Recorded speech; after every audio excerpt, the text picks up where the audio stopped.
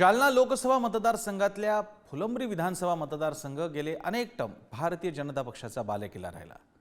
मात्र विधानसभा निवडणुकीच्या पूर्वी हरिभाऊ बागडे यांची राजस्थानच्या राज्यपालपदी वर्णी लागल्याने या मतदारसंघात भाजपमधून इच्छुकांची रांगच लागलेली आहे। बघूया या संदर्भातला रिपोर्ट।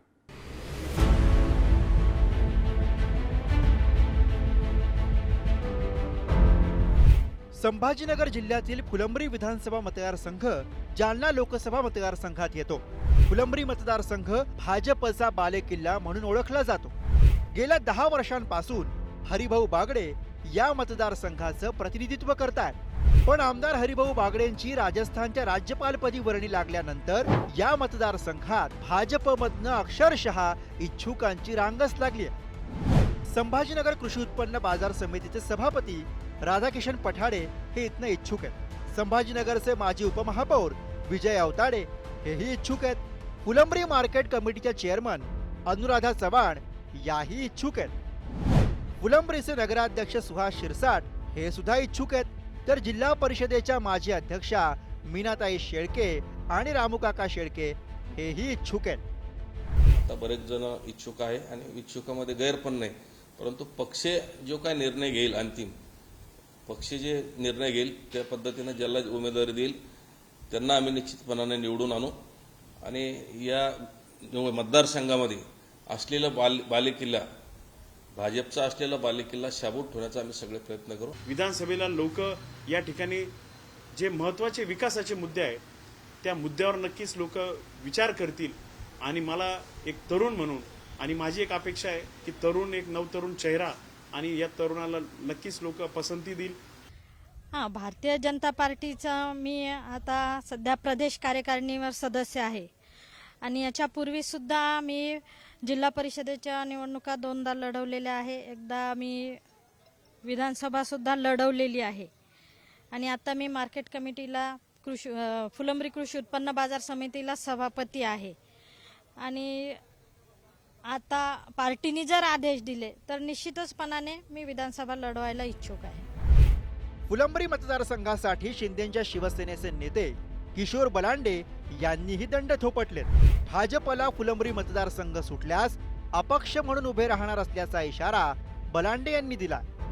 नाही, मी तर माझी अपक्ष म्हणून तयारी सुरू केली, कारण पारंपरिक मतदारसंघ हा भाजपचा असल्यामुळं मी जरी शिवसेनेत काम करत असलो तरी पण माझी आज जी तयारी सुरू ही अपक्ष म्हणून सुरू आहे आणि लोकांना बदल हवाय। 40 वर्षानंतरला मतदारसंघाला एक नवीन चेहरा भेटणार आहे, त्यामुळं मतदारसंघातही उत्सुकता आहे आणि मतदार 100% मला निवडून देईल यामध्ये माझ्या मनामध्ये कुठेही दुमत नाही। जालना लोकसभा मतदारसंघात रावसाहेब दानवेंच्या पराभवामुळे भाजपला मोठा धक्का बसलाय। काँग्रेसच्या कल्याणराव काळेंनी दमदार विजय मिळवत दानवेंचं आव्हान मोडीत काढलं। आगामी विधानसभेच्या दृष्टीनं फुलंब्रीमध्ये काँग्रेसचं मनोबल चांगलंच वाढलंय।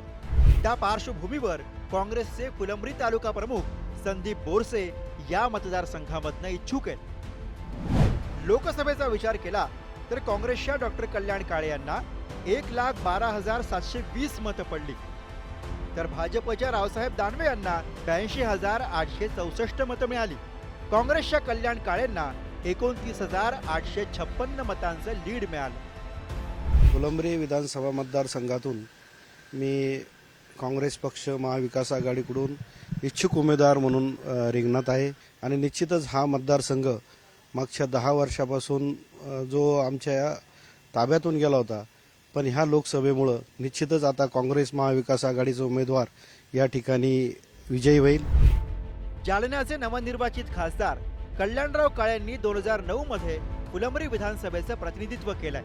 मात्र 2014 आणि 2019 मध्ये त्यांना हरिभाऊ बागडेंनी पराभवाची धूळ चारली होती।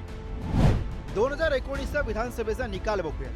भाजपच्या हरिभाऊ बागडेंना 1,06,190 मतं मिळाली, तर काँग्रेसच्या डॉक्टर कल्याण काळे यांना 90,916 मतं। वंचितच्या जगन्नाथ रिठे यांनी 15,252 मतं मिळवली। हरिभाऊ बागडे 15,274 मतांनी विजयी झाले। 2019च्या विधानसभा निवडणुकीत वंचित फॅक्टर भाजपच्या पथ्यावर पडला होता। यावेळी सुद्धा वंचित बहुजन आघाडी आपला उमेदवार या मतदारसंघात उभा करणार आहे। उमेदवारीसाठी मागणी केलेली आहे। पक्षाने जर उमेदवारी दिली तर नक्कीच मी फुलंब्रीमधून विधानसभा लढणार आहे. शेतकऱ्यांना कायम त्या ठिकाणी आश्वासनं दिली जातात, पण शेतकऱ्यांना नेहमी त्या ठिकाणी पाठीशी घालण्यात येतं. आम्ही शेतकऱ्यांना न्याय मिळवून देण्याच्या भूमिकेत त्या ठिकाणी राहू. आरक्षणाच्या मुद्द्यावरनं जालना लोकसभा मतदारसंघात जरांगे फॅक्टरचा चांगलाच बोलबाला बघायला मिळाला. त्यामुळे विधानसभा निवडणुकीत जरांगे पाटलांची भूमिका महत्त्वाची ठरणार हे उघड आहे. अशा परिस्थितीत भाजपसह काँग्रेसकडनं कुणाला उमेदवारी मिळणार हे बघणं महत्त्वाचं असेल. सचिन जिरे, पुढारी न्यूज, संभाजीनगर.